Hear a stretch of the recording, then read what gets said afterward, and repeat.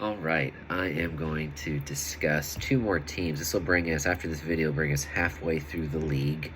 And I'm going to discuss a couple of clubs that have intriguing mid-table options to start the season. Those clubs are Brighton and Aston Villa. A lot of people, Robert Sanchez is definitely up there among the top-owned goalkeepers to start the season, so that makes total sense. At 4.5, there's a good chance you can use him in a rotation and get some goalkeeper points from him. So that makes perfect sense. It's still Brighton, and Sanchez is Mr. Reliable there. You know what you're getting.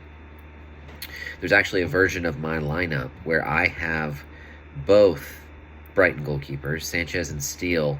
I'm actually thinking about using that method this season, that handcuff strategy with goalkeepers, so that no matter what, I can just have Brighton goalkeeper. If it's true that goalkeeper points are bonus points, which I've been saying now for a couple of seasons, then you're going to get Brighton goalkeeper points one way or another with that method. But it only works if you use that method on a club where you don't have a lot of players at other positions that you want to bring in as well. Brighton could be one of those clubs, but anyway, it's an interesting idea. By doing that, and by going to Patrick Bamford instead of Jesus, I'm able to have a full 5-player midfield and an extra pound in my defense to where I can have TAA, Cancelo, and Reece James.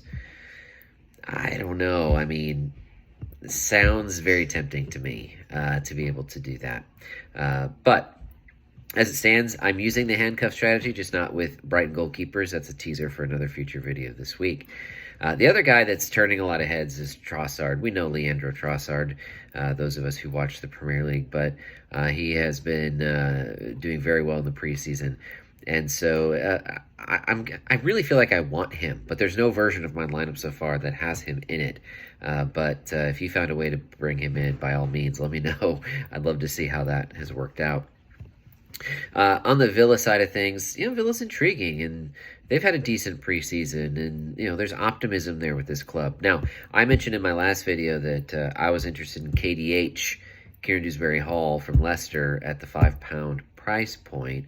Brian's been big on Leon Bailey, also I believe at £5. So an alternative option there if that's something that you're looking for in the midfield.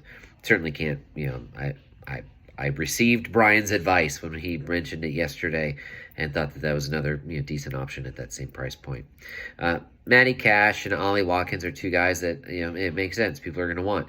There is a version of a lineup that I'm interested in, a little bit more of a balanced lineup where Ollie Watkins and Matty Cash are both in my lineup.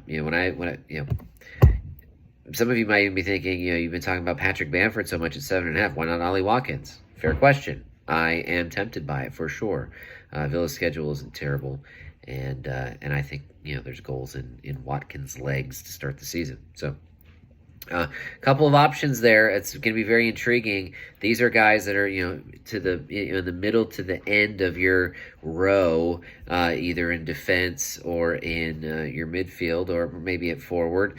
Not your premium guys, but definitely guys that are going to help make the difference between 35 fantasy points for your team in a game week and 55, which is a big difference, and can definitely help you succeed. So just a couple of options. Continue following along as I work through the rest of the league, and don't forget to join our FPL America Podcast League on the FPL app or website. I think it's BMFFPB is what I've been putting everywhere. You can find it across a lot of different social media posts and all the different platforms. Thanks for watching and listening.